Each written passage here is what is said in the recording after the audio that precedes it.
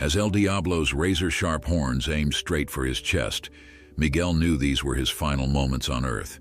Then Luna's body slammed between them, challenging the raging bull with a courage that defied explanation. Before we continue, don't forget to subscribe to the channel, like the video, and comment where in the world you're watching from. Let's go. The early morning sun cast long shadows across the dusty arena as Miguel Alvarez finished his inspection rounds. At 52, with salt and pepper hair and weathered hands that told stories of a lifetime working with animals, Miguel was the most respected veterinarian in Santa Rosa. For 30 years, he had dedicated his life to the well-being of livestock, particularly the magnificent bulls and horses that were the pride of the region. Today was no different as he prepared for the annual rodeo, a tradition that brought the entire community together.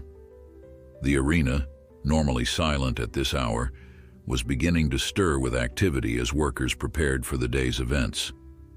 Miguel walked with practiced confidence, his clipboard tucked under his arm as he made final notes. His eyes, still sharp despite the crow's feet that framed them, missed nothing. Every detail mattered when the safety of both animals and riders was at stake. "Dr. Alvarez," a voice called out.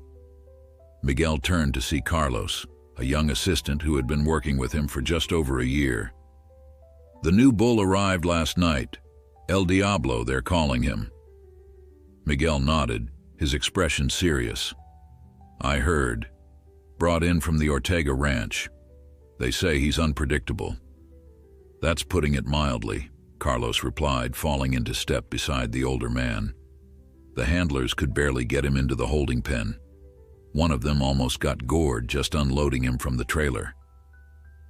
"Then we'd better take a look," Miguel said, changing direction toward the holding pens on the far side of the arena. As they approached, Miguel could hear the commotion before he saw it, the sound of heavy hooves striking against wooden barriers and the deep, threatening snorts of an animal in distress. When they reached the pen, Miguel's experienced eyes immediately assessed the situation. El Diablo was magnificent, a massive black bull with powerful shoulders and sharp horns that curved dangerously upward. His coat gleamed in the morning light, muscles rippling beneath as he paced the perimeter of his enclosure, but it was the bull's eyes that caught Miguel's attention, wild, rolling with fear and aggression. "He hasn't settled since arrival," said Joaquin, the head handler, wiping sweat from his brow despite the early hour. "Never seen one this agitated."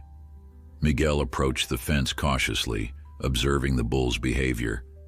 "Has he been checked for injuries? Sometimes pain can make them aggressive." "We tried," Joaquin shrugged.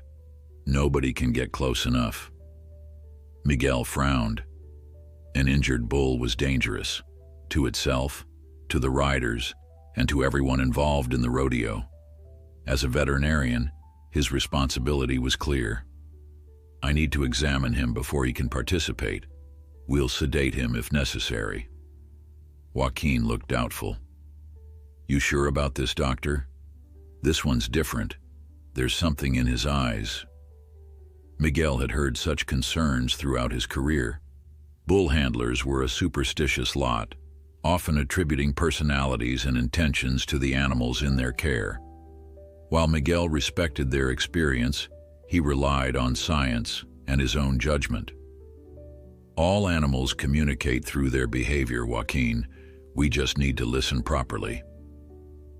After instructing Carlos to prepare a sedative, Miguel turned his attention to the pen adjacent to El Diablo's. Inside was Luna, a cream-colored mare with intelligent eyes and a calm demeanor. Miguel had known Luna for years, having treated her since she was a foal.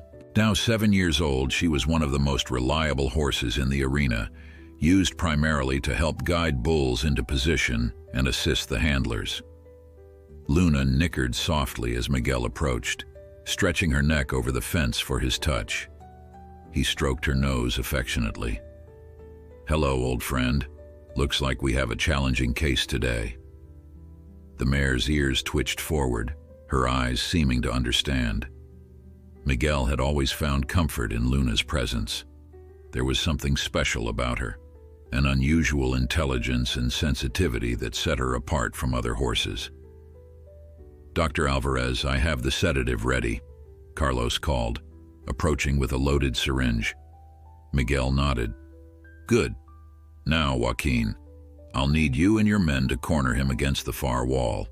Keep your distance and let me do the approach once he's contained." The plan was set in motion. 3 handlers entered the pen with shields and prods, working with practiced coordination to guide El Diablo toward the corner. The bull resisted, charging and turning, but gradually they maneuvered him into position. Miguel watched intently, waiting for the right moment. When El Diablo was finally pressed against the corner, pawing the ground and snorting angrily but temporarily contained, Miguel entered the pen with the syringe hidden in his palm. "Easy now," he murmured, approaching slowly from the side to minimize his profile. Years of experience had taught him how to move around agitated animals, deliberate but not threatening, confident but respectful of their space. For a moment, it seemed to be working. El Diablo's eyes tracked Miguel, but the bull remained in place, perhaps confused by this human who approached differently than the others. Miguel was just a few steps away, the distance close enough to administer the sedative with the extension pole when everything changed. A loud crash from somewhere outside the arena startled the bull. El Diablo's muscles tensed, and in an instant he charged directly at Miguel. Miguel tried to dodge, but his foot caught in a depression in the ground. He stumbled, falling hard onto his side as the massive bull bore down on him. Time seemed to slow as he saw the deadly horns lowering toward his chest. In that moment, Miguel Alvarez was certain his life was about to end in the dirt of the arena that had been his second home for 3 decades. The impact he expected never came. Instead, a blur of cream-colored movement flashed before his eyes. Luna, somehow free from her pen, had charged into the enclosure and positioned herself directly between Miguel and the raging bull. She reared up, hooves striking the air as she faced El Diablo, her ears pinned back and teeth bared. The bull, surprised by this unexpected intervention, pulled up short.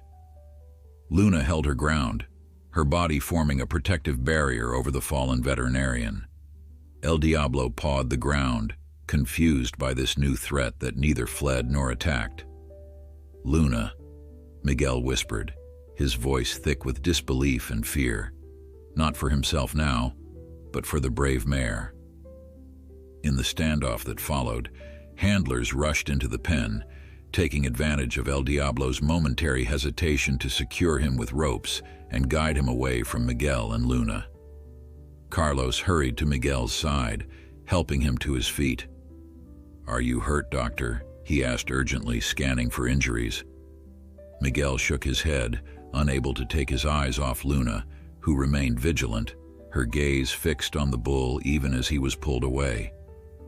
"She saved my life," he said simply, his voice filled with wonder. "She broke out of her pen and saved my life."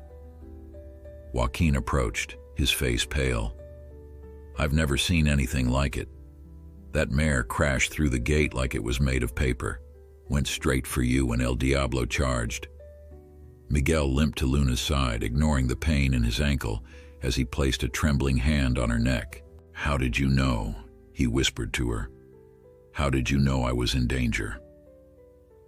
Luna turned her head toward him, her large eyes meeting his, and in that moment, Miguel felt a connection deeper than words could express. This animal had risked her life for his without hesitation, acting with a courage and loyalty that defied explanation. As the commotion settled and workers gathered around to witness the aftermath of what had nearly been a tragedy, Miguel remained beside Luna, his hand resting on her neck, his heart full of gratitude for this extraordinary animal whose brave action had saved his life. News of the incident spread through Santa Rosa like wildfire. By midday, the story of how Luna had saved Miguel from El Diablo had reached every corner of the small community. As Miguel sat in the medical tent, allowing the on-site doctor to examine his injured ankle, A steady stream of well-wishers and curious onlookers passed by, each eager to hear the tale directly from him. "It's just a sprain," Dr. Ramirez said, wrapping Miguel's ankle with practiced efficiency.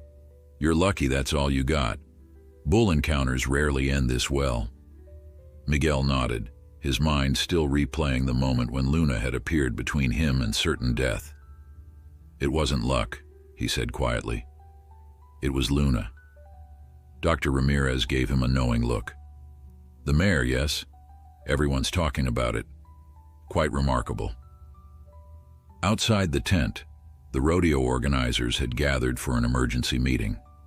The incident raised serious concerns about safety protocols, particularly regarding El Diablo's participation in the afternoon events. Miguel had insisted on being part of this discussion despite his injury. "You should rest," Carlos protested as he helped Miguel to his feet, offering a shoulder for support.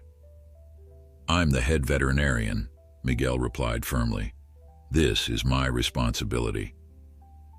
Limping into the meeting room, Miguel found the atmosphere tense. Eduardo Vargas, the rodeo director, was in heated discussion with Rafael Ortega, the owner of El Diablo.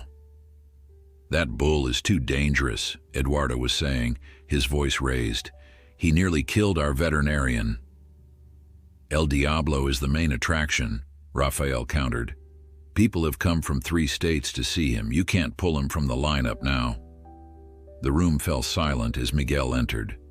All eyes turned to him, expressions ranging from concern to curiosity.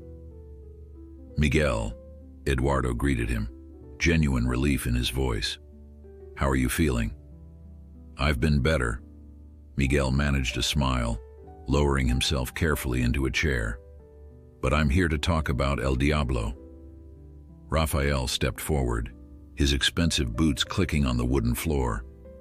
"Dr. Alvarez, I want to express my sincere regret about what happened, but I assure you, El Diablo is a champion bull. What happened was unfortunate, but isolated." Miguel studied Rafael thoughtfully. The wealthy rancher had a reputation for prizing his bull's aggression, breeding specifically for the traits that made them challenging in the arena. It was good business. The more fearsome the bull, the more exciting the show. "I disagree," Miguel said calmly. "I've been working with bulls for 30 years, Mr. Ortega. What I saw today wasn't normal aggression. That animal is in distress." "With all due respect, Doctor, you were in his pen. Bulls defend their territory." "I was doing my job," Miguel replied, his voice level but firm. "A job that includes ensuring the safety of everyone in this arena, riders, handlers, and yes, the animals themselves." Eduardo intervened before the tension could escalate further. "What do you recommend, Miguel?" Miguel shifted in his seat, wincing slightly as he jarred his injured ankle. "I want to examine El Diablo properly, under controlled conditions. If he's in pain, that could explain his extreme behavior. If not," he paused, weighing his words, "then we need to seriously consider whether he's too unpredictable to participate safely." Rafael's face reddened. "You can't make that determination based on one incident." "An incident that nearly cost me my life," Miguel reminded him quietly, "and might have cost someone else's if Luna hadn't intervened." At the mention of Luna, the atmosphere in the room shifted subtly. The mayor's actions had affected everyone who witnessed or heard about them. There was something almost mythical about a horse deliberately placing itself in danger to protect a human. "Speaking of Luna," Eduardo said, "what she did was extraordinary. People are already asking about her." Miguel nodded, a surge of protectiveness washing over him. "She's resting now. I had Carlos check her over. She's unharmed, thankfully." "She's becoming quite the celebrity," Eduardo remarked. "We've had reporters calling already." The idea of Luna becoming a spectacle made Miguel uncomfortable. "She's not an attraction, Eduardo. What she did was remarkable, yes, but she's still just a horse who needs proper care and respect." Even as he said the words, Miguel knew they weren't entirely true. Luna wasn't just a horse. She had demonstrated intelligence and courage beyond what most would believe possible for an animal. But he feared what might happen if people began viewing her as something more, a novelty to be exploited rather than a living being deserving of dignity. "Of course," Eduardo agreed quickly. "I'm just saying, this story is going to draw attention. We should be prepared." The meeting continued, with decisions made to have El Diablo thoroughly examined under sedation and additional safety measures implemented for the remainder of the rodeo. Throughout the discussion, Miguel found his thoughts repeatedly returning to Luna. He needed to see her to reassure himself that she was truly unharmed. When the meeting finally concluded, Miguel made his way slowly back across the arena grounds, leaning on a cane that Dr. Ramirez had provided. The afternoon sun beat down mercilessly, but he barely noticed the heat. His destination was clear: Luna's pen. He found her standing quietly in her enclosure, which had been repaired after her dramatic escape. Unlike the other horses who moved restlessly in the midday heat, Luna stood watchful and alert, her ears forward as if she had been waiting for him. When she saw Miguel approach, she moved immediately to the fence, stretching her neck toward him. "Hello, brave girl," Miguel murmured, reaching out to stroke her velvety muzzle.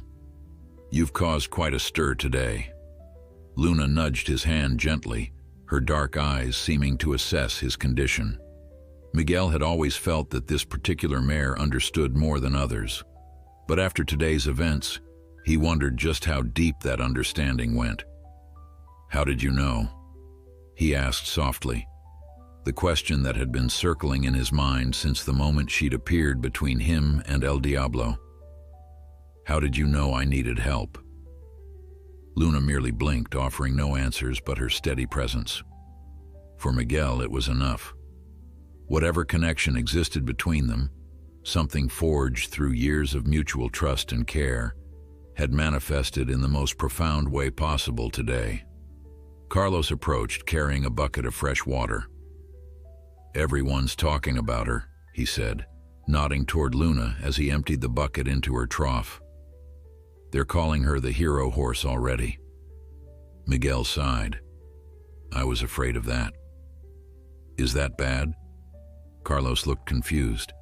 "She deserves recognition for what she did." "Recognition, yes. Exploitation, no." Miguel continued to stroke Luna's neck. "People have a way of taking remarkable things and turning them into spectacles. Luna deserves better than that." Carlos nodded thoughtfully. "What will happen now? With El Diablo, I mean. We'll examine him properly. If he's injured or ill, we'll treat him. If not..." Miguel shrugged. "Rafael won't be happy, but safety has to come first." As they stood there in the afternoon heat, the sounds of the rodeo preparations continuing around them, Miguel couldn't shake the feeling that something profound had changed today. Not just in the dramatic rescue that had saved his life, but in the revelation of Luna's extraordinary nature. The bond between human and animal had always been central to his life's work, but today had shown him depths to that connection he had never fully appreciated before. Luna pressed her head against his shoulder, as if sensing his thoughts, and Miguel found himself smiling despite the pain in his ankle and the complications that lay ahead. Whatever came next, he would ensure that Luna was protected, just as she had protected him when it mattered most. By evening, Miguel had convinced the rodeo organizers to postpone El Diablo's appearance until a thorough examination could be conducted. It wasn't an easy decision, especially with Rafael Ortega's persistent objections, but Eduardo had ultimately sided with safety over spectacle. The examination was scheduled for the following morning, giving Miguel time to prepare properly. As twilight descended over the arena, most of the day's visitors had departed, leaving behind the quiet efficiency of workers clearing debris and preparing for tomorrow's events. Miguel sat on a bale of hay near Luna's pen, his injured ankle propped up as he reviewed his notes. Despite Dr. Ramirez's insistence that he go home to rest, Miguel couldn't bring himself to leave. Not yet. "You're still here," Carlos observed, approaching with 2 cups of coffee. He handed one to Miguel. "I thought Dr. Ramirez ordered you to rest." Miguel accepted the coffee gratefully. "I'll rest when I know everything's settled here." Carlos settled on another hay bale, glancing toward Luna's pen where the mare was quietly eating her evening feed. "She seems completely normal now, like nothing happened." "That's the remarkable thing about animals," Miguel replied, his gaze following Carlos's. "They live entirely in the present moment, no dwelling on the past, no anxiety about the future." "Unlike us," Carlos smiled wryly. "Unlike us," Miguel agreed, taking a sip of his coffee. They sat in comfortable silence for a while, the only sounds the distant murmur of workers' voices and the occasional soft nicker from the horses. But the peace was interrupted by the arrival of a sleek black SUV that pulled up near the stables. The vehicle was out of place among the dusty trucks and utility vehicles that typically populated the arena grounds. Miguel frowned, watching as a well-dressed woman emerged from the passenger side, followed by a cameraman. Even from a distance, the press credentials hanging around their necks were visible. "Looks like the media found us," Carlos muttered. Miguel sighed. It was only a matter of time. He stood carefully, balancing on his good leg. "Stay with Luna. I'll handle this." Before he could take a step, however, Eduardo appeared, intercepting the reporters. There was a brief exchange, with the woman gesturing animatedly while Eduardo shook his head. Eventually, the pair retreated to their vehicle, though not without the woman casting a longing glance toward the stables. Eduardo approached Miguel, looking apologetic. "Channel 8 News. They want an exclusive on the hero horse story." "And you told them?" "That no interviews would be happening tonight and they need proper clearance to be on the grounds." Eduardo ran a hand through his hair. "But they won't be the last. This story is spreading, Miguel. People are fascinated." Miguel nodded, unsurprised but concerned. "Thanks for handling it." "They'll be back," Eduardo warned. "And others too. You should prepare Luna's owner for the attention this will bring." Miguel exchanged a glance with Carlos before responding. "Luna doesn't have an owner exactly. She belongs to the arena.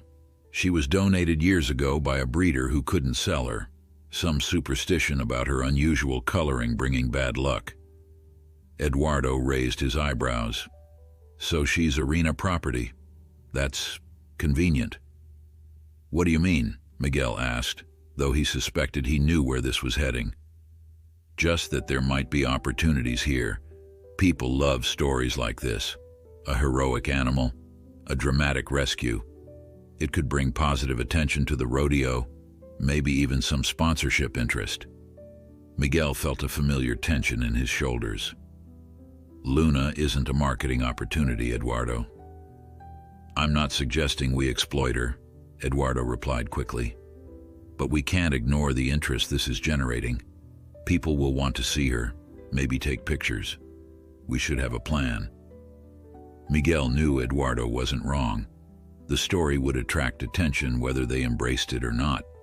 Perhaps having some control over the narrative was better than none at all. "Let me think about it," he conceded. "But for now, I'd appreciate keeping the media at bay, at least until after we've dealt with El Diablo tomorrow." Eduardo nodded, seemingly satisfied with this compromise. "Get some rest, Miguel. Tomorrow will be challenging enough without exhaustion complicating things." After Eduardo left, Carlos gave Miguel a concerned look. "You really should go home, Doctor. I can stay with Luna tonight." Miguel shook his head. "There's a cot in my office. I'll sleep there." Seeing Carlos about to protest, he added, "It's not just about Luna. I want to be here early for El Diablo's examination." The truth was more complex than Miguel was willing to admit aloud. Yes, he wanted to be present for the bull's examination. but he also couldn't shake the feeling that he needed to stay close to Luna. It was irrational, perhaps. She was perfectly safe in her pen, but the events of the day had created a bond that felt almost tangible. Later that night, after settling onto the narrow cot in his small office adjacent to the stables, Miguel found sleep elusive. The pain in his ankle was a dull throb, manageable but persistent. More distracting were the thoughts that swirled through his mind, images of Luna charging between him and El Diablo, questions about what had driven her to act with such apparent deliberation, and concerns about what tomorrow might bring. Around midnight, he gave up on sleep altogether. Grabbing his cane, he made his way back to the stables, drawn by a need to check on Luna one more time before attempting to rest again. The stables were quiet and dimly lit. Most of the horses were sleeping, but as Miguel approached Luna's pen, he found her standing alert, her ears pricked forward as if she had been waiting for him. When their eyes met, Miguel felt that same inexplicable connection he had experienced earlier, a communication without words that transcended the usual boundaries between human and animal. "Can't sleep either, huh?" he murmured, reaching out to stroke her nose. Luna pushed her head against his hand, her eyes never leaving his face. In that moment, Miguel felt understood in a way that defied rational explanation. This animal, this remarkable, brave creature, seemed to see him with a clarity that few humans ever managed. "Thank you," he whispered, the words inadequate for the depth of gratitude he felt. "I don't know how you knew, but thank you." Luna nickered softly, the sound gentle in the stillness of the night. Miguel stayed with her for a long while, the silence between them comfortable and somehow healing. When he finally returned to his cot, sleep came more easily, his dreams filled with running horses and open fields rather than the terrifying moment when death had seemed inevitable. Morning arrived with the bustling sounds of the arena coming to life. Miguel woke feeling surprisingly refreshed despite the uncomfortable cot and his injured ankle. Today would bring its own challenges: the examination of El Diablo, the continuing interest in Luna's heroic actions, and the decisions that would need to be made about both animals' futures. But as he prepared for the day ahead, Miguel felt a strange certainty that whatever happened, the connection he now shared with Luna would somehow guide them through. The examination of El Diablo was scheduled for 7 in the morning before the arena became busy with the day's preparations. Miguel had assembled a small team: Carlos, 2 experienced handlers from Joaquin's crew, and Dr. Elena Morales, a colleague who specialized in large animal behavior. They had decided to sedate the bull heavily, taking no chances after yesterday's incident.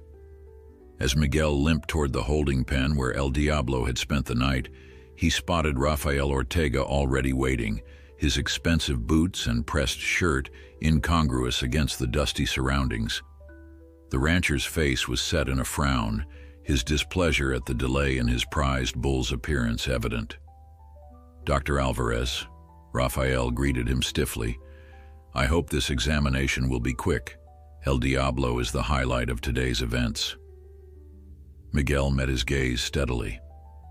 "It will take as long as necessary to ensure everyone's safety, Mr. Ortega, including El Diablo's." Rafael's frown deepened, but he stepped aside, allowing Miguel to approach the pen where the massive black bull stood watching them warily. Even in the early morning light, there was something unsettling about the animal's gaze, a wildness that seemed to go beyond normal bovine wariness. "Has he eaten?" Miguel asked one of the handlers. "Refused everything since arrival," the man replied. "Water too until late last night." Miguel made a note on his clipboard.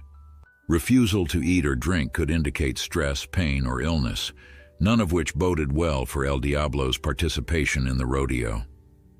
Dr. Morales joined them, her experienced eyes assessing the bull from a safe distance. "He's certainly magnificent," she commented, "but there's something off about his behavior. See how he's standing, favoring his right side slightly." Miguel nodded. having noticed the same thing. Let's proceed with sedation. I want to check that right leg carefully, among other things. The process of sedating El Diablo was tense but ultimately successful. Once the bull was safely unconscious, Miguel and Elena were able to conduct a thorough examination. What they found confirmed Miguel's suspicions. There's significant inflammation in his right shoulder, Elena noted, her gloved hands gently probing the area. And these abrasions along his flanks, they're not fresh. Someone's been using excessive force to control him. Miguel's mouth tightened as he documented each finding. Look at these marks around his nose and mouth, consistent with a particularly harsh bit. Raphael, who had been watching impatiently from outside the pen, called out, "What's the verdict? Can he perform today or not?" Miguel and Elena exchanged a look before Miguel straightened up, wincing slightly as he put weight on his injured ankle. "Mr. Ortega, I'd like to speak with you privately." Once they were a short distance away from the others, Miguel spoke frankly. "El Diablo is in pain, Mr. Ortega. He has injuries consistent with rough handling, and there's evidence of previous trauma that hasn't been properly treated." Raphael's expression darkened. "Are you accusing me of mistreating my animals, doctor?" "I'm stating medical facts," Miguel replied evenly. "This bull is in pain, and pain makes animals dangerous. He cannot participate in today's events or any events until he's received proper treatment and rest." "This is absurd," Raphael snapped. "El Diablo is worth more than most people make in a year. I take excellent care of my investments." "Then you should be concerned about his condition," Miguel countered. "Whatever happened before he arrived here has left him injured and aggressive. It would be irresponsible and potentially dangerous to allow him to perform." Raphael's face flushed with anger. "You have no authority to make that decision." "Actually, he does," Eduardo interrupted, approaching from the direction of the main office. "As head veterinarian, Dr. Alvarez's assessment of an animal's fitness to perform is final. It's in our contract with all participants, including you, Mr. Ortega." Raphael looked from Eduardo to Miguel, clearly calculating his options. Finally, he said, "Fine, keep him out today, but I want a second opinion, and I want him treated immediately so he can perform tomorrow." Miguel nodded. "We'll begin treatment right away. As for tomorrow, that will depend entirely on his response and condition." As Raphael stalked away, Eduardo turned to Miguel with a wry smile. "You've made quite an enemy there. Rafael Ortega isn't used to being told no." "I'm more concerned about the bull than Rafael's ego," Miguel replied. "Someone has been mistreating that animal, Eduardo. The injuries we found aren't accidental." Eduardo's expression sobered. "Can you prove it was Rafael?" "No," Miguel admitted. "It could have been handlers working for him or even the previous owner. Bulls like El Diablo often change hands several times." "Well, do what you can for him," Eduardo said. "In the meantime, we have another situation developing that needs your attention." Miguel raised an eyebrow questioningly. "Your friend Luna has drawn quite a crowd," Eduardo explained, gesturing toward the main arena. "Word has spread about yesterday's heroics, and people are specifically coming to see her. There are already 3 news crews setting up." Miguel sighed, torn between frustration at the media circus and a certain pride in Luna's recognition. "I'll be there as soon as we've stabilized El Diablo and arranged his treatment." An hour later, having administered anti-inflammatory medication to El Diablo and left him under Elena's capable supervision, Miguel made his way to Luna's pen. As Eduardo had warned, a small crowd had gathered, with several people taking photos and a news crew setting up equipment nearby. Luna seemed unbothered by the attention, standing calmly at the edge of her pen, occasionally accepting a gentle pat from an admirer. When she spotted Miguel, however, her demeanor changed subtly. Her ears pricked forward, and she moved deliberately toward him, ignoring the outstretched hands of the visitors. "She recognizes you," a woman observed, smiling at the interaction. "Is it true she saved your life yesterday?" Before Miguel could answer, a reporter stepped forward, microphone in hand, cameraman in tow. "Dr. Alvarez, Sofia Martinez, Channel 8 News. We'd love to get your account of yesterday's incredible rescue. Would you say Luna's actions were instinctive, or do you believe there was a deeper understanding at play?" Miguel found himself surrounded by eager faces, all waiting for his response. He glanced at Luna, who was watching him with those same intelligent eyes that had seemed to see right through him yesterday. How could he explain what had happened in terms that wouldn't sound either coldly scientific or foolishly sentimental? "Luna and I have worked together for many years," he began carefully. "There's a trust between us, as there often is between humans and the animals they care for. What she did yesterday was extraordinary, yes, but it was also a reflection of that trust and connection." "But she broke out of her pen to save you," the reporter pressed. "That suggests a level of intelligence and intention that goes beyond normal animal behavior, doesn't it?" Miguel stroked Luna's nose, considering his words. "I think we often underestimate the depth of understanding animals are capable of. Luna sensed danger and acted to protect someone she knows well. Is that so different from what a loyal dog might do? Perhaps not in kind, but certainly in degree and circumstance." The reporter seemed poised to ask more questions, but Eduardo intervened. "I'm sorry, but Dr. Alvarez is still recovering from his injuries and has other patients to attend to. We'll be arranging a proper press opportunity later today for those interested in Luna's story." As the crowd reluctantly dispersed, Eduardo murmured to Miguel, "You're good with them.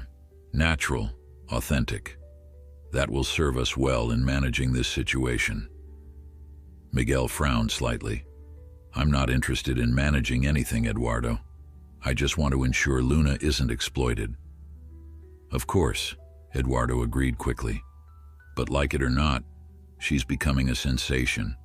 Better to shape the narrative ourselves than let others do it for us."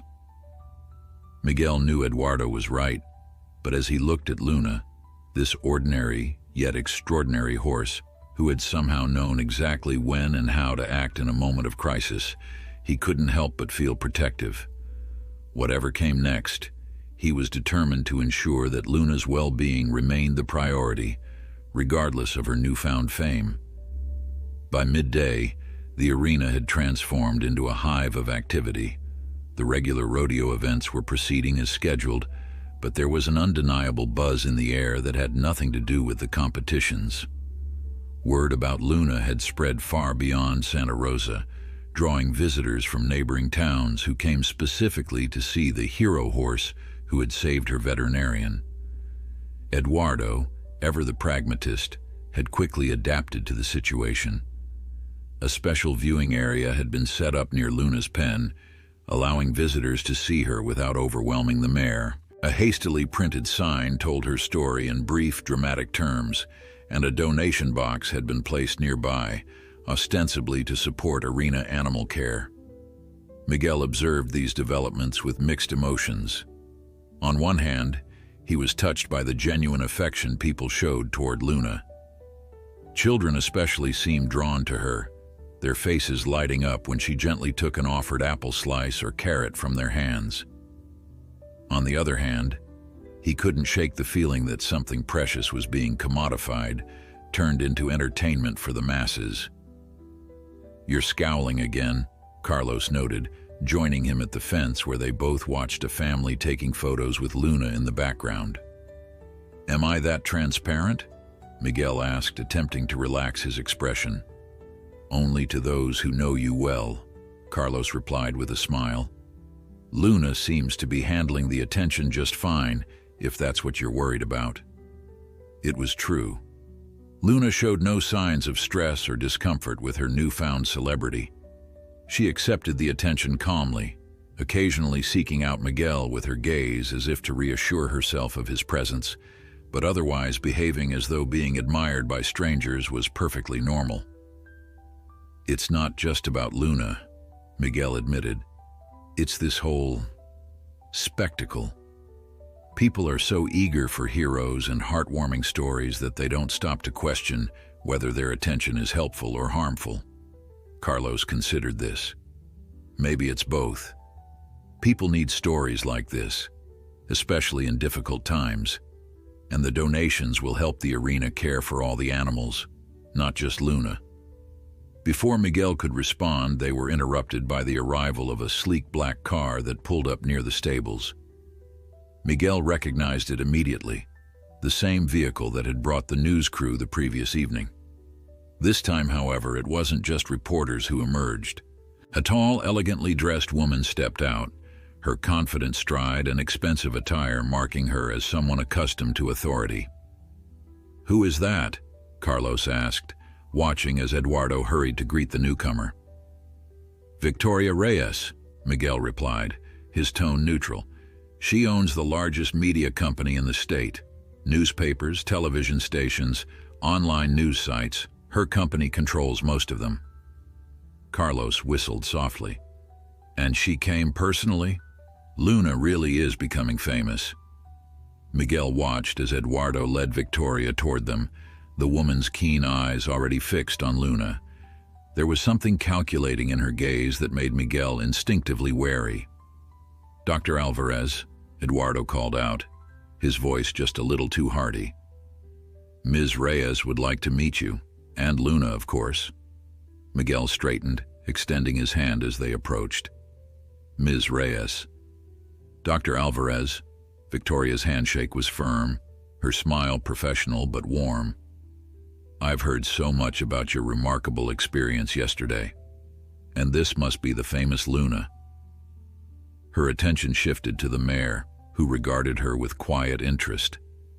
Victoria approached the fence, her movements careful and deliberate. Despite his reservations, Miguel had to admit she seemed to have a natural way with animals, not reaching out immediately, but allowing Luna to become comfortable with her presence. "She's beautiful," Victoria said softly, "and clearly intelligent. The footage my crew captured yesterday was quite compelling, but seeing her in person—" "Footage?" Miguel questioned, looking to Eduardo. Eduardo cleared his throat. "Ms. Reyes's news team was the first on the scene yesterday. They interviewed several witnesses who saw Luna's rescue. We've been running the story since last night," Victoria explained. "It's generating remarkable interest. People are deeply moved by the idea of an animal showing such humanity, for lack of a better word." Miguel felt a familiar tension building in his shoulders. Luna acted instinctively to protect someone she trusts. I'd be cautious about attributing human motivations to animal behavior. Victoria smiled, seemingly unperturbed by his reserve. "Of course, Doctor. But you must admit what she did was extraordinary, regardless of how we interpret her motivations." "Yes," Miguel conceded. "It was extraordinary. Which is why I'm here," Victoria continued, turning to face him directly. "My company would like to feature Luna's story more prominently, an exclusive documentary perhaps, or a special news feature that delves deeper than just the dramatic rescue. We'd want to explore her history, her relationship with you, what makes her different from other horses." Eduardo stepped forward eagerly. "That sounds like an excellent opportunity to showcase not just Luna, but the entire arena program. Our work with animals, the care we provide." "I'm not interested in exploiting Luna," Miguel interrupted, his voice firm despite his attempt to remain diplomatic. Victoria regarded him thoughtfully. "I understand your concern, Dr. Alvarez, but storytelling isn't necessarily exploitation. Done responsibly, it can educate, inspire, even lead to positive change." Before Miguel could respond, they were interrupted by a commotion from the direction of the holding pens. Raised voices carried across the arena. one of them unmistakably Rafael Ortega's. Miguel exchanged a quick glance with Carlos. "Excuse me," he said to Victoria. "I believe I'm needed elsewhere." As Miguel limped toward the source of the disturbance, Carlos close behind, he couldn't help feeling a certain relief at the interruption.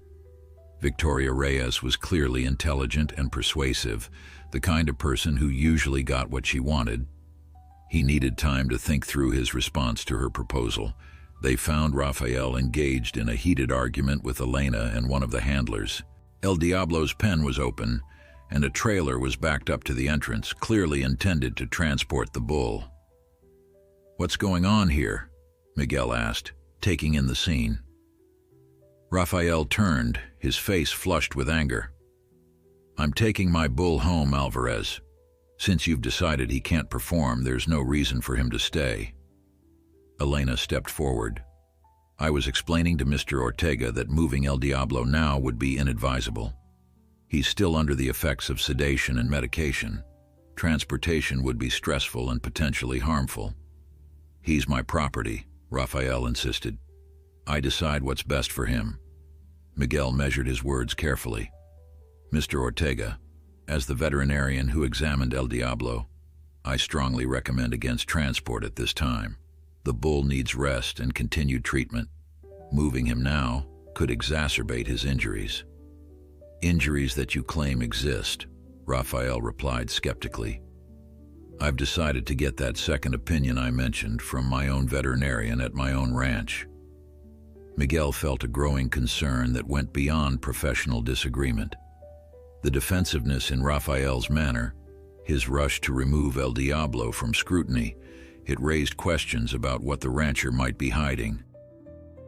"At least wait until tomorrow," Miguel urged. "Give the medications time to work. We can reassess then." Rafael seemed about to argue further, but something in Miguel's expression gave him pause. After a moment of tense silence, he nodded curtly. "Fine, one more day, but I want my own vet to examine him tomorrow morning."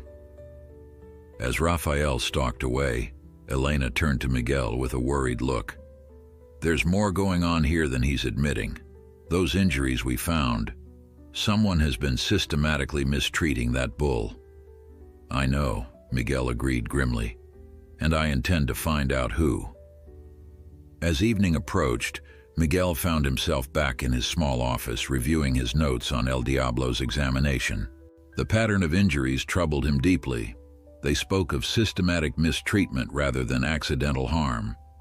Someone had been deliberately using excessive force to control the bull, likely contributing to his aggressive behavior. The question was whether Rafael Ortega was directly responsible or merely negligent in his oversight of those who handled his animals. A knock at the door interrupted his thoughts. Carlos entered, carrying 2 sandwiches and bottles of water. "You missed dinner," he said, placing the food on Miguel's desk. "Again." Miguel smiled gratefully. "Thanks, I lost track of time." Carlos settled into the chair across from him. "Any insights about El Diablo?" "Nothing conclusive," Miguel sighed, unwrapping his sandwich. "But the more I review the evidence, the more convinced I am that someone has been abusing that bull for some time. The calluses around his nose and mouth, the scarring on his flanks, it's not recent." "You think Ortega is responsible?" Miguel took a thoughtful bite before answering. "I don't know.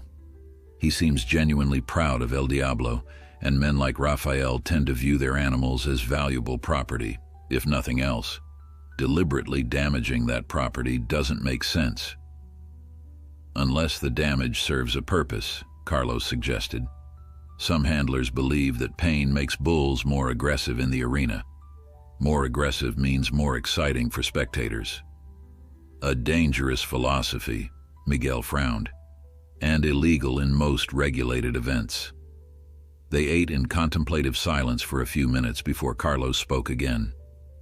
"By the way, I checked on Luna before coming here. She's settled for the night, though I had to shoo away a few persistent admirers who wanted just one more photo." Miguel's expression softened at the mention of Luna. "How is she handling all the attention?" Like a professional, Carlos grinned. You'd think she's been a celebrity all her life. Though, he hesitated. What? It's probably nothing, but she seemed restless earlier, kept looking toward El Diablo's pen. I thought maybe the extra visitors were stressing her, but she wasn't bothered by the people. It was almost like she was concerned about something else. Miguel found this observation intriguing. Luna had always shown unusual sensitivity to her surroundings, but the idea that she might be responding to El Diablo's situation seemed far-fetched.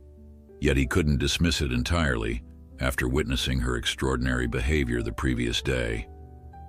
I'll check on her before I leave, he decided, finishing his sandwich. And thank you, Carlos, not just for dinner. You've been invaluable these past 2 days. The young man smiled, clearly pleased by the acknowledgement. Just doing my job, Doctor, though I have to admit, it's been anything but routine lately. After Carlos left, Miguel returned to his notes, but found his concentration waning. The events of the past 2 days had left him physically and emotionally drained. His ankle throbbed persistently, a constant reminder of how close he had come to serious injury, or worse. Eventually, he gathered his things and headed toward the stables for a final check on Luna before leaving for the night. The arena grounds were quiet now, most of the day's visitors and staff long gone. Security lights cast long shadows across the dirt pathways, creating pools of darkness between islands of harsh illumination. As Miguel approached Luna's pen, he was surprised to see her standing alert, her attention fixed on something in the distance. She wasn't sleeping as he had expected, but seemed watchful, almost vigilant. When she heard his footsteps, she turned briefly toward him before looking back in the same direction, toward the holding pens where El Diablo was kept. "What is it, girl?" Miguel murmured, following her gaze but seeing nothing unusual. "What's got you so interested?" Luna's ears flicked back and forth, her body language communicating a tension that Miguel rarely observed in her. Acting on instinct rather than reason, he decided to investigate whatever had captured her attention so completely. "I'll be back," he told her, patting her neck before turning toward the holding pens. Moving as quietly as his limping gait allowed, Miguel made his way across the arena grounds. As he neared El Diablo's pen, he heard voices, low and urgent, clearly not intended to be overheard. He slowed his pace, staying within the shadows as he approached. 2 figures stood by El Diablo's enclosure. In the dim light, Miguel couldn't immediately identify them, but their furtive manner suggested they weren't supposed to be there. He moved closer, careful to remain hidden, straining to hear their conversation. "Didn't have to come yourself," one voice was saying, a voice Miguel now recognized as belonging to one of Raphael's handlers. "I could have handled it." "After yesterday's disaster? I don't think so." The second voice was unmistakably Rafael Ortega's. "That veterinarian is too observant. If he looks more closely, ask more questions." "No one can prove anything," the handler insisted, "and the others won't talk. They know better." "Nevertheless," Rafael replied, "I'm not taking chances. Once Dr. Alvarez gets his second opinion tomorrow, we're moving El Diablo immediately. I've already arranged it." Miguel leaned forward, trying to see what they were doing. Rafael appeared to be examining El Diablo, who was surprisingly docile, likely still affected by the day's sedation. "What about the medication?" the handler asked. "Alvarez will expect him to be on treatment for at least a week." "We'll tell him we're continuing treatment at my facilities," Rafael replied dismissively. "He has no authority once El Diablo leaves the arena." "And if he reports his findings?" Rafael's laugh was cold. "To whom? The local animal welfare office that I fund? Or perhaps the rodeo association where I sit on the board. Dr. Alvarez is well respected, but he's just one veterinarian. My word against his." Miguel had heard enough. He began to back away slowly, planning to return to his office and document everything he'd overheard, but in his concentration he forgot about his injured ankle. A misstep sent a sharp pain up his leg, causing him to catch his breath in a hiss that sounded impossibly loud in the quiet night. The conversation ahead ceased abruptly. "What was that?" Raphael demanded. "Check it out." Miguel didn't wait to be discovered. Moving as quickly as his injury allowed, he retreated toward the main stables, using the shadows for cover. He could hear footsteps behind him, the handler presumably investigating the noise. Heart pounding, Miguel ducked into an empty stall, pressing himself against the wall as he listened to the handler's approach. The footsteps paused, then continued past his hiding place. Once they had receded, Miguel released the breath he'd been holding. He needed to reach his office, to document what he'd heard while it was fresh in his mind. But more importantly, he needed a plan. Raphael clearly intended to remove El Diablo before a thorough investigation could take place, and based on the conversation Miguel had overheard, the rancher had something significant to hide. As Miguel cautiously made his way back toward the administrative building, he passed Luna's pen. The mare was still awake, still alert, and as he hurried by, she nickered softly as if in warning or encouragement. Miguel paused briefly, meeting her intelligent gaze. "You knew something was wrong, didn't you?" he whispered. "Just like you knew I was in danger yesterday." Luna's ears flicked forward, her eyes seeming to reflect understanding in the dim light. In that moment, Miguel felt again the profound connection that had been strengthened by yesterday's dramatic events, a sense that this remarkable animal somehow perceived things beyond normal equine awareness. With renewed determination, Miguel continued to his office. Whatever Raphael was hiding, Miguel was now certain of one thing. El Diablo's aggression wasn't innate, but created, the product of mistreatment disguised as training. And he was equally certain that the bull, like all animals under his care, deserved justice and protection. Miguel spent a restless night at home, his sleep disturbed by thoughts of Raphael's conversation and concerns about El Diablo's welfare.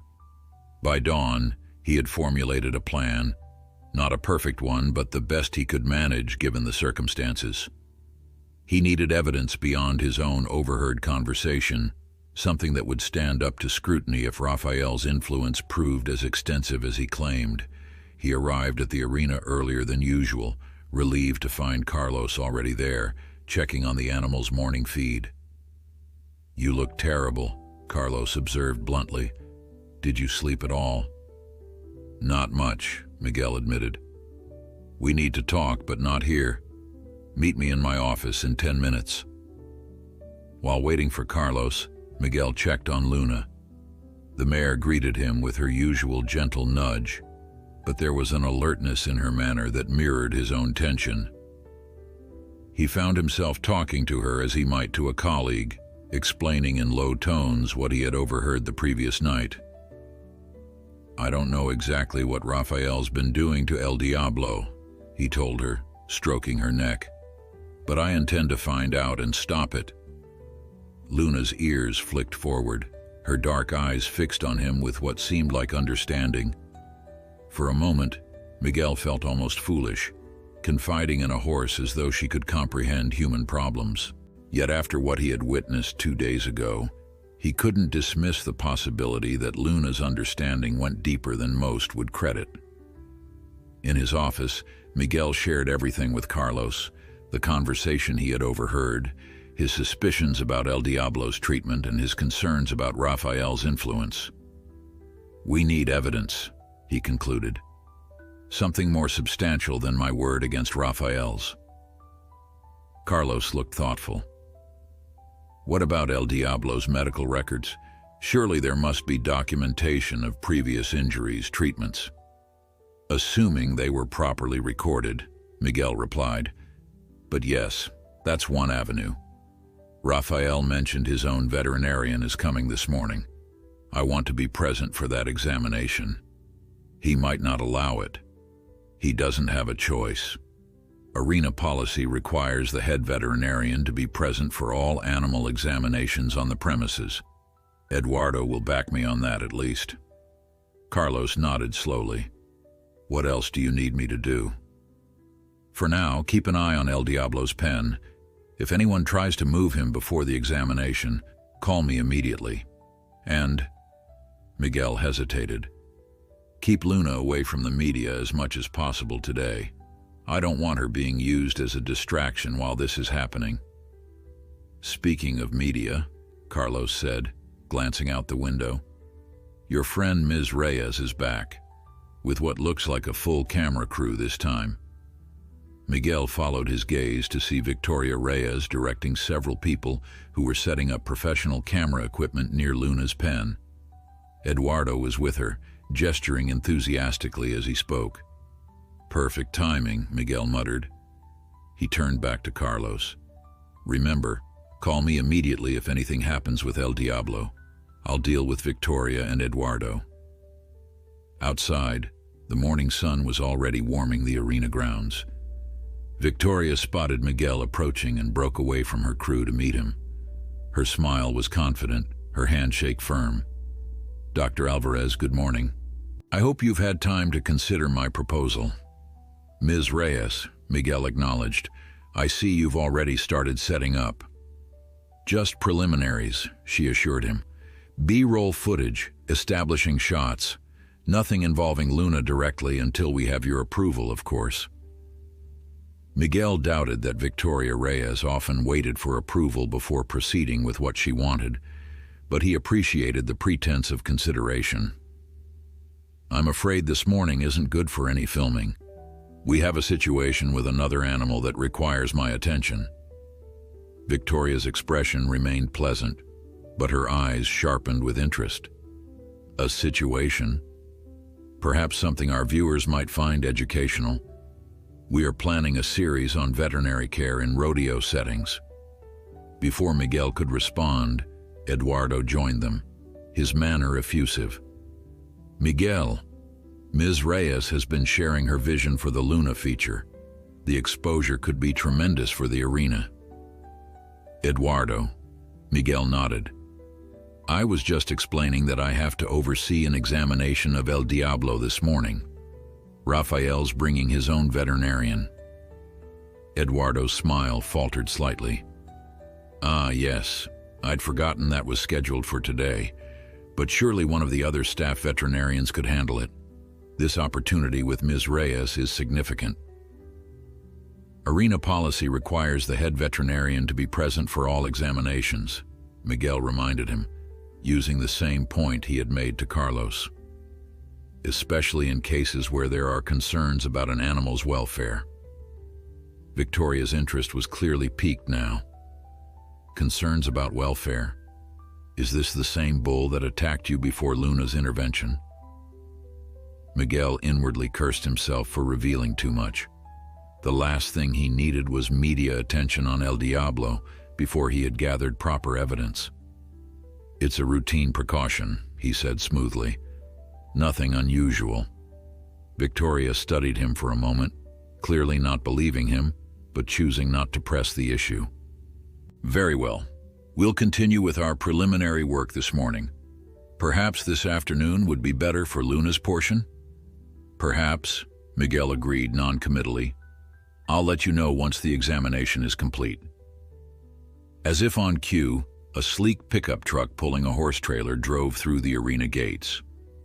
Rafael Ortega was at the wheel, and beside him sat a man Miguel recognized as Dr. James Foster, a veterinarian whose reputation was decidedly mixed among his peers.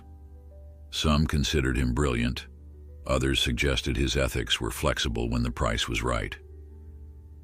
Excuse me, Miguel said to Victoria and Eduardo. It appears Dr. Foster has arrived. Victoria watched him go with undisguised curiosity, then turned to Eduardo. Tell me more about this bull and its owner. I sense there's a story there beyond what Dr. Alvarez is sharing. At the holding pens, Miguel arrived just as Rafael and Dr. Foster were getting out of the truck, Raphael's expression darkened when he saw Miguel approaching. "Dr. Alvarez," he greeted him coldly. "I didn't expect you so early.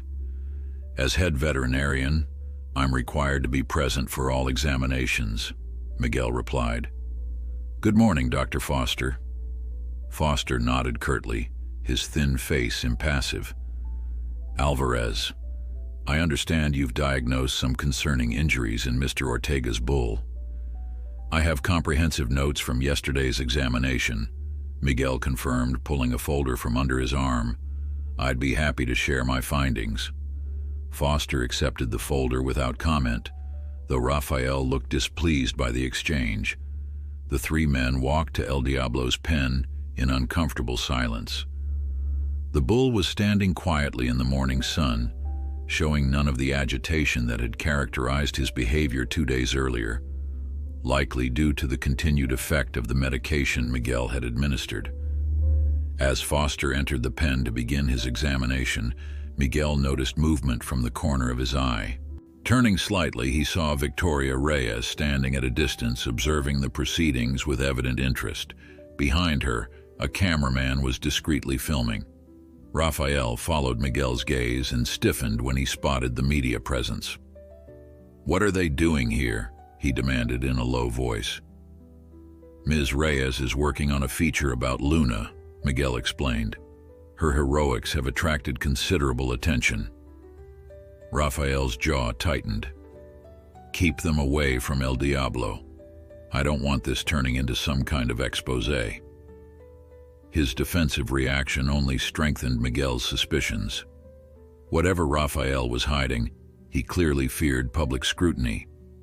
And while Miguel hadn't planned on involving Victoria Reyes in his investigation, he was beginning to wonder if the media attention might prove useful after all. Dr. Foster's examination of El Diablo was methodical, but surprisingly brief. Miguel watched with growing concern as the other veterinarians skimmed over areas that had shown clear evidence of injury the previous day. When Foster finally stepped out of the pen, his expression revealed nothing. "Well?" Raphael demanded immediately. "What's your assessment?" Foster glanced at Miguel before answering. "I observed some minor inflammation in the right shoulder, as Dr. Alvarez noted. However, I don't see evidence of the extensive injuries described in his report." Miguel felt a surge of disbelief. The calluses around the nose and mouth, the scarring on the flanks, the tenderness in the right hindquarter. Foster shrugged. "Routine wear for a bull of El Diablo's age and activity level. Nothing that would prevent him from performing, in my professional opinion." Raphael's expression shifted from tension to smug satisfaction. "There you have it, a second opinion from a highly respected veterinarian. El Diablo is fit to perform." Miguel struggled to maintain his professional composure. "Dr. Foster, I documented multiple injuries consistent with excessive force and improper handling. Are you saying those injuries don't exist?" "I'm saying they've been overstated," Foster replied smoothly. "Bulls in rodeo circuits naturally accumulate minor injuries. It's part of the sport." "Abuse is not part of the sport," Miguel countered, his voice low but intense. "And what I documented goes well beyond normal wear and tear." Raphael stepped between them, his patience clearly wearing thin. "This debate is pointless. I have my second opinion, which confirms what I already knew. El Diablo is fine. I'll be transporting him back to my ranch today." "That would be against medical advice," Miguel insisted. "Regardless of Dr. Foster's assessment, El Diablo is still under treatment for inflammation. Moving him now would be detrimental to his recovery." Foster cleared his throat. "Actually, I don't see any reason why the bull can't be transported. The anti-inflammatories can be administered at Mr. Ortega's ranch just as easily as here." Miguel stared at Foster, momentarily speechless. It was becoming clear that the second opinion had been arranged not to assess El Diablo's true condition, but to provide Raphael with the justification he needed to remove the bull from scrutiny. Before Miguel could formulate a response, a commotion broke out behind them. All three men turned to see Victoria Reyes approaching, cameraman in tow, with Eduardo hurrying after her, looking distinctly uncomfortable. "Ms. Reyes," Eduardo was saying, "this really isn't a good time." "Mr. Ortega," Victoria called out, ignoring Eduardo's protests. "Victoria Reyes, State Media Network. I understand there's some disagreement about the condition of your bull. Would you care to comment?" Raphael's face darkened. "This is a private matter concerning my property. I have nothing to say to the media." Victoria's smile remained professionally pleasant. "The welfare of animals in public entertainment is hardly a private matter, Mr. Ortega, especially when there are allegations of mistreatment." "Allegations?" Raphael's voice rose sharply. "Who's making allegations? Alvarez?" All eyes turned to Miguel, who found himself at a critical juncture. He had not intended to make his suspicions public without more substantial evidence, but Raphael's defensive reaction and Foster's questionable examination had forced his hand. "I documented multiple injuries consistent with mistreatment," Miguel stated carefully. "Whether those injuries were intentionally inflicted is still unclear, but they exist, regardless of Dr. Foster's assessment." Victoria's cameraman was capturing everything, the lens sweeping from Miguel to Raphael to the bull standing quietly in his pen. "May I see your documentation, Dr. Alvarez?" Victoria asked. "Absolutely not," Raphael interjected before Miguel could answer. "This is a deliberate attempt to damage my reputation based on one veterinarian's opinion, an opinion that has already been contradicted by Dr. Foster, who is far more experienced with rodeo animals." Foster shifted uncomfortably at being drawn further into the conflict, but said nothing. "Then you wouldn't object to a third examination?" Victoria suggested. "Perhaps by an independent veterinarian with no connection to either the arena or your ranch?" Raphael's jaw clenched. "This is ridiculous. I'm taking my bull home today and no one is going to stop me." "Actually," Eduardo finally spoke up, his expression troubled, "arena policy gives our head veterinarian the authority to prevent the transport of any animal he deems medically unfit to travel." Miguel felt a surge of gratitude toward Eduardo, who had clearly decided to support arena policy despite the awkward public confrontation. "Thank you, Eduardo. And yes, I am exercising that authority. El Diablo stays until his treatment is complete and his condition stabilizes." Raphael took a step toward Miguel, his hands clenched into fists. "You're making a mistake, Alvarez. A very serious mistake." "The only mistake," Miguel replied evenly, "would be allowing an injured animal to be removed from proper care." The tension between the two men was palpable, captured in its entirety by Victoria's cameraman. Raphael seemed to suddenly remember they were being filmed and stepped back, forcing his features into a more controlled expression. "This isn't over," he said quietly, then turned and strode away, Foster hurrying after him. Victoria approached Miguel, her expression a mixture of professional interest and genuine concern. "That was intense. Are you willing to elaborate on what you found during your examination of El Diablo?" Miguel sighed, acutely aware of the camera still recording. "I can only share my professional observations. El Diablo has injuries consistent with improper handling techniques. Whether those techniques were employed deliberately or through negligence is not for me to determine." "But you felt strongly enough to prevent the bull's transport," Victoria pressed. "My only concern is the animal's welfare," Miguel replied firmly. "Now, if you'll excuse me, I need to ensure El Diablo receives his medication." As Victoria and her cameraman finally withdrew, Eduardo remained, his expression troubled. "That was risky, Miguel. Rafael Ortega has powerful friends." "I know," Miguel acknowledged. "But what was I supposed to do? Allow him to take El Diablo and continue whatever's been happening to that animal? Eduardo ran a hand through his hair. No, of course not. I just hope we have enough evidence to support your position if Rafael decides to escalate this. We need more, Miguel agreed. Rafael's handler, the one who was with him last night. Do you know anything about him? Diego Mendez, Eduardo supplied. He's worked for Rafael for years. Not the friendliest guy, keeps to himself mostly. Miguel filed the name away for future reference. And Dr. Foster? Have you worked with him before? Eduardo shook his head. First time, though I've heard he's accommodating when it comes to wealthy clients. That's one way to put it, Miguel muttered. As they talked, Miguel noticed Carlos approaching rapidly from the direction of the main stables, his expression urgent. Dr. Alvarez, you need to come quickly. It's Luna. Something's wrong. Miguel's heart skipped a beat. What happened? I don't know exactly, Carlos replied, already turning to lead the way. She became agitated suddenly, started pacing and whinnying. I tried to calm her, but she's not responding normally. It's like she's distressed about something. With a growing sense of unease, Miguel hurried after Carlos, his injured ankle protesting the sudden exertion. Eduardo followed close behind, concern evident on his face. As they approached Luna's pen, they could hear her before they saw her, distressed whinnies and the sound of hooves striking the ground repeatedly.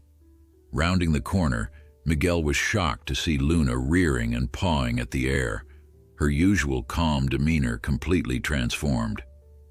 What on earth? Eduardo breathed. Miguel approached the pen cautiously. Luna, easy girl. The mare's eyes found him, and for a moment she seemed to calm slightly.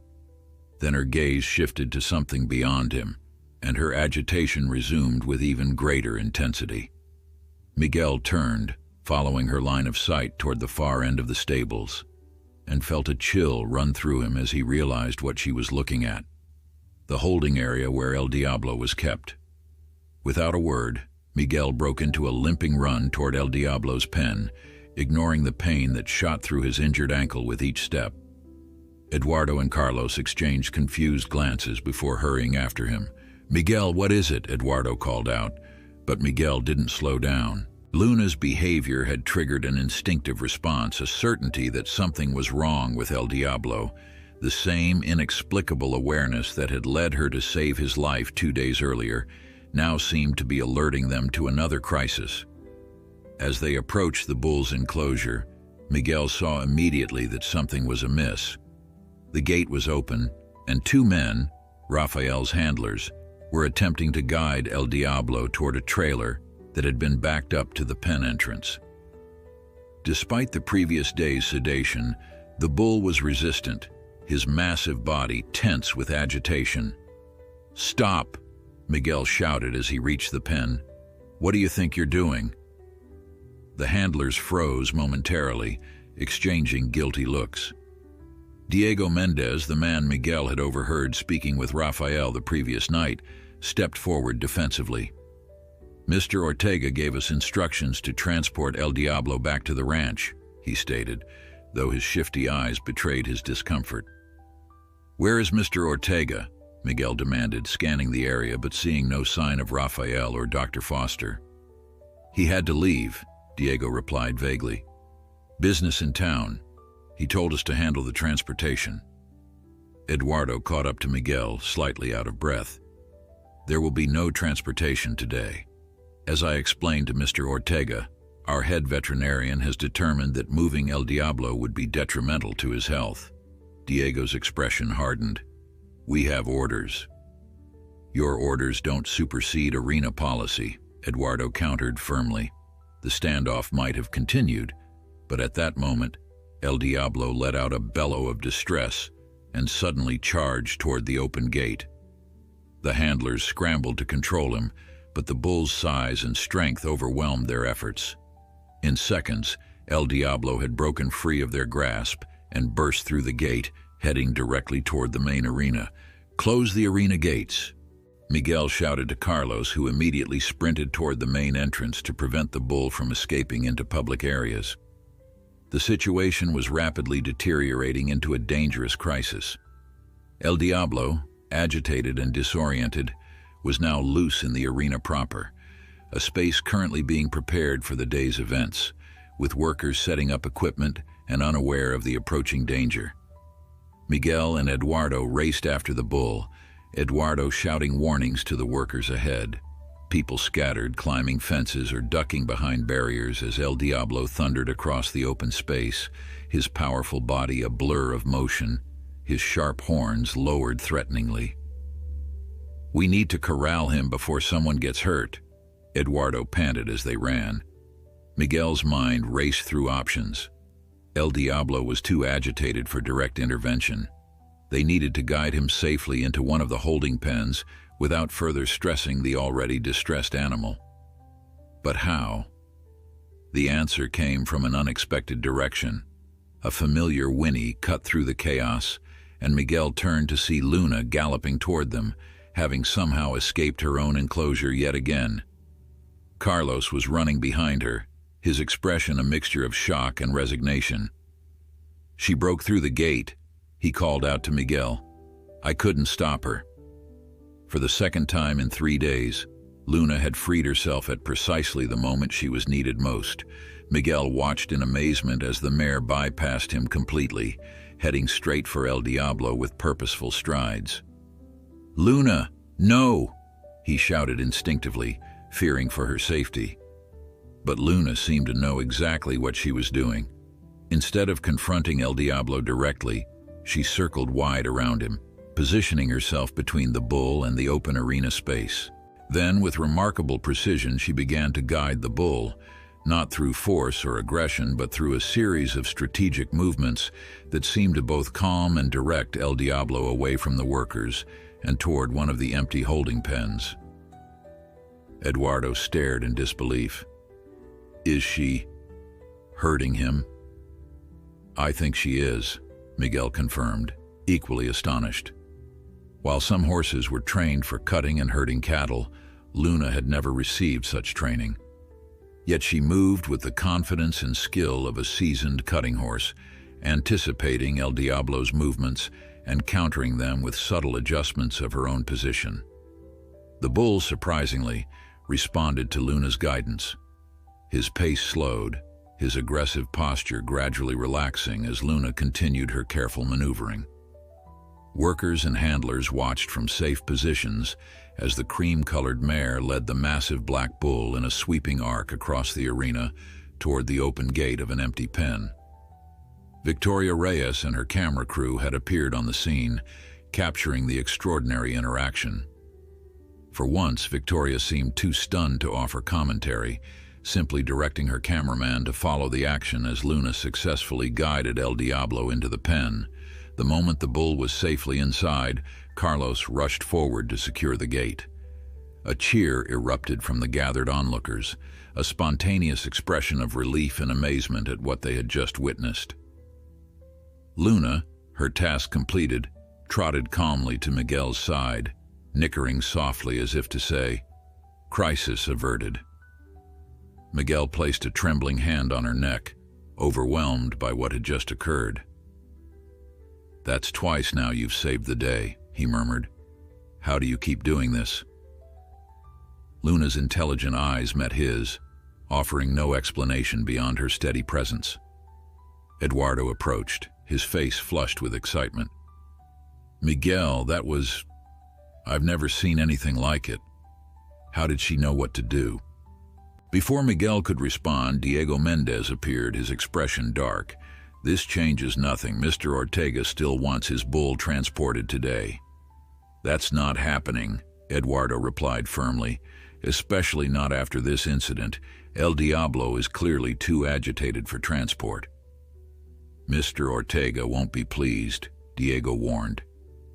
"Mr. Ortega's pleasure is not my primary concern," Eduardo countered. "The safety of people and animals in this arena is."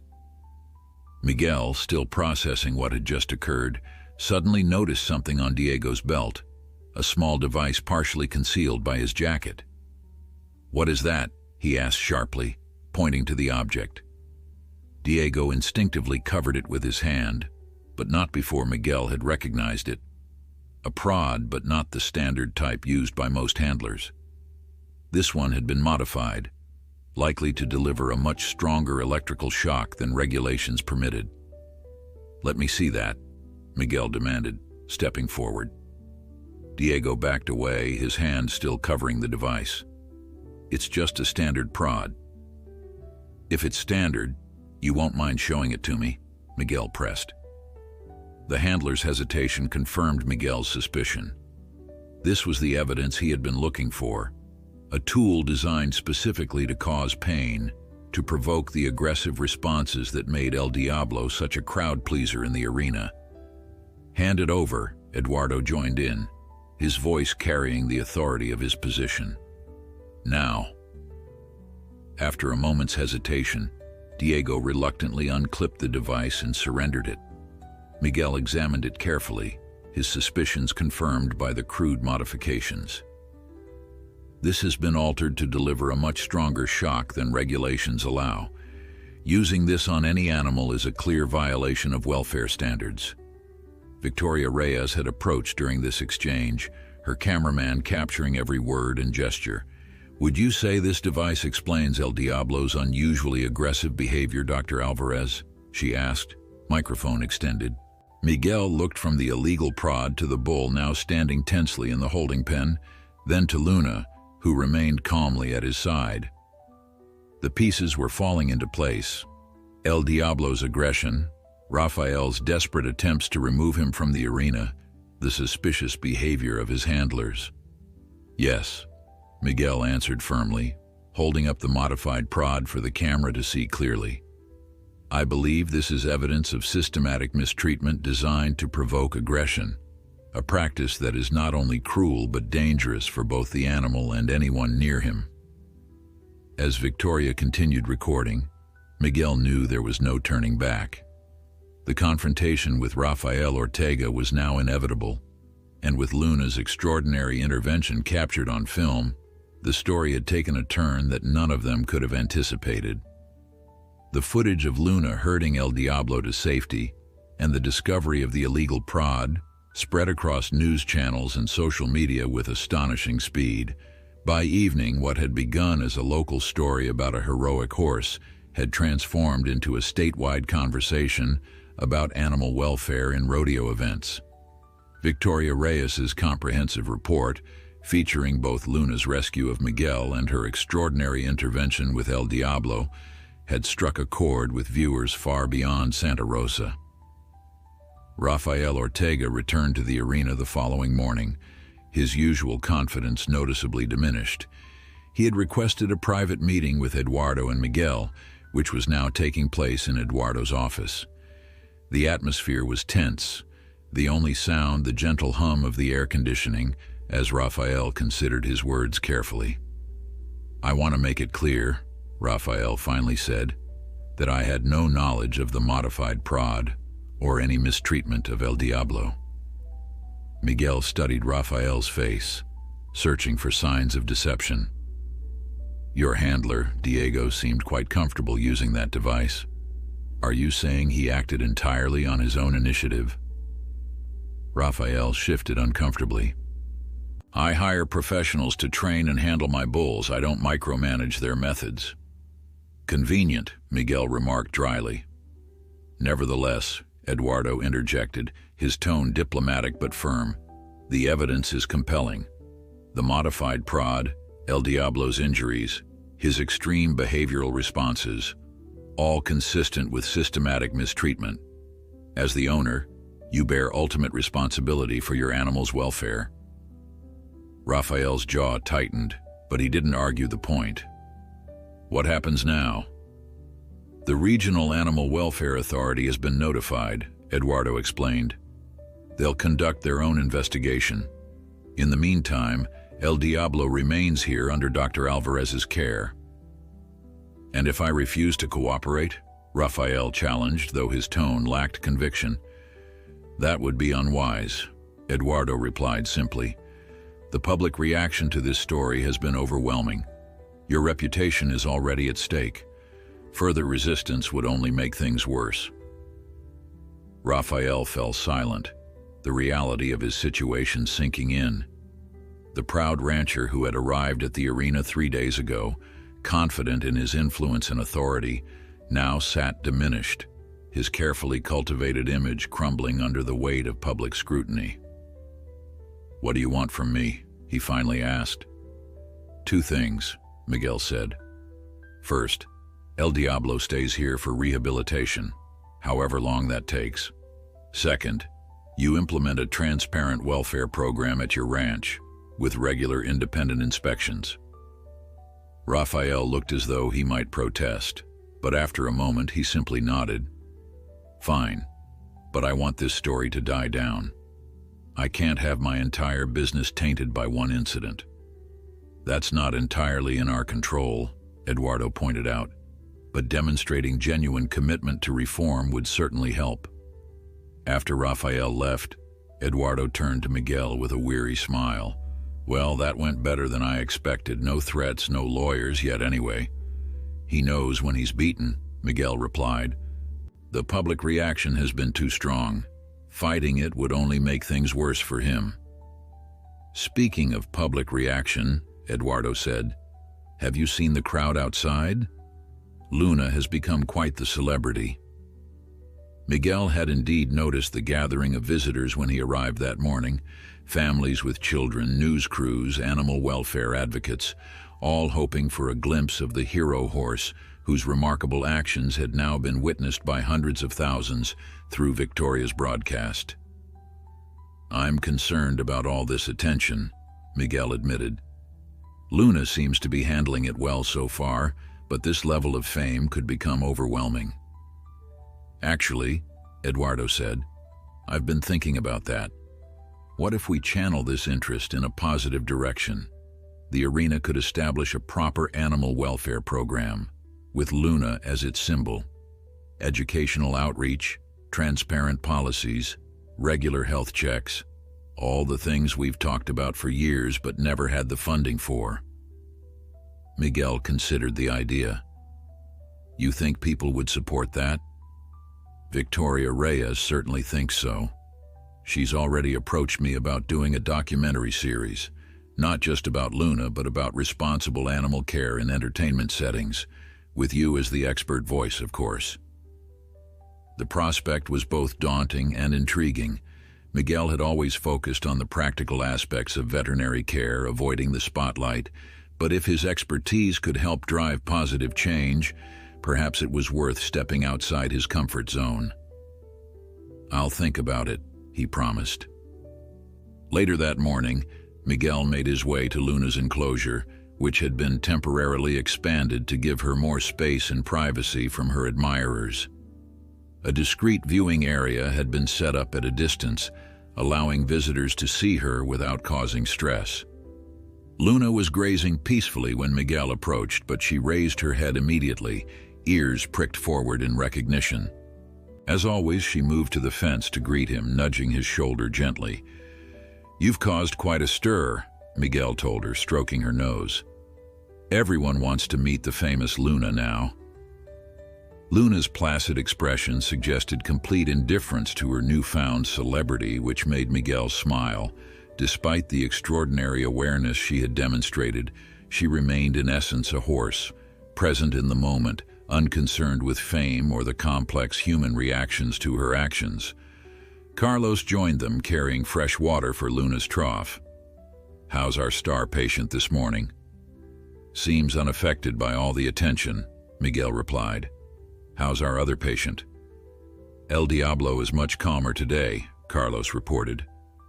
"The medication is helping, and being away from those handlers seems to have made a difference. Dr. Morales is with him now, developing a rehabilitation plan." Miguel nodded, satisfied. The bull's journey to recovery would be long, not just physically but behaviorally. The damage inflicted by months or years of mistreatment wouldn't be undone quickly. But at least now El Diablo had a chance at a better life. "And what about you?" Carlos asked. Eduardo mentioned Victoria Reyes's documentary proposal. I haven't decided yet, Miguel admitted. Being on camera, becoming some kind of public figure, it's not really me. Maybe it should be, Carlos suggested. You have knowledge that could help a lot of animals beyond just this arena, and after standing up to Rafael Ortega, I'd say you've proven you can handle pressure. Miguel smiled wryly. I had help. He patted Luna's neck affectionately. As if understanding the conversation, Luna nickered softly, pressing her head against Miguel's chest in a gesture that felt remarkably like encouragement. A week later, Miguel stood beside Luna in the center of the arena, facing a small gathering of journalists, animal welfare advocates, and local officials. Eduardo had organized the press conference to announce the creation of the Santa Rosa Animal Welfare Initiative, a comprehensive program that would establish new standards for the care of animals in entertainment settings throughout the region. With Luna calmly standing beside him, Miguel explained the principles of the initiative: transparent policies, regular health assessments, proper training methods, and educational outreach. Victoria Reyes was in the front row, her cameraman capturing every word for the documentary series that would follow the initiative's development. None of this would have been possible without Luna, Miguel concluded, turning to the cream-colored mare beside him. Her extraordinary actions reminded us all that animals are not merely objects for our entertainment, but sentient beings deserving of our respect and protection. Luna, seemingly indifferent to the applause that followed, simply leaned her head against Miguel's shoulder, a gesture that the cameras eagerly captured and that spoke more eloquently than any human words could about the bond between them. As the crowd dispersed and the formal proceedings ended, Miguel remained in the arena with Luna, taking a moment of quiet amid the day's excitement. El Diablo was recovering in a spacious pen designed for his rehabilitation. Rafael Ortega, facing potential charges, had agreed to cooperate fully with investigators, and the Santa Rosa Arena was embarking on a new chapter that would prioritize animal welfare alongside entertainment. Well, Luna, Miguel said softly, you've changed quite a few lives these past days, including mine. Luna nickered softly in response, her intelligent eyes meeting his with what Miguel could only describe as understanding. Whatever remarkable awareness had led her to intervene not once but twice in moments of crisis remained a mystery, one that Miguel was content to accept without fully explaining. Some connections, he had learned, transcended conventional understanding. The bond he shared with Luna was one of them, a partnership based on mutual trust and respect that had proven powerful enough to save lives and change hearts. And in a world often defined by divisions between species, that connection felt like something worth celebrating and protecting. As the setting sun cast long shadows across the arena, Miguel and Luna walked side by side toward the stables, two beings united by extraordinary circumstances but connected by something far more fundamental: the simple, profound bond between human and animal that had been at the heart of Miguel's life's work all along.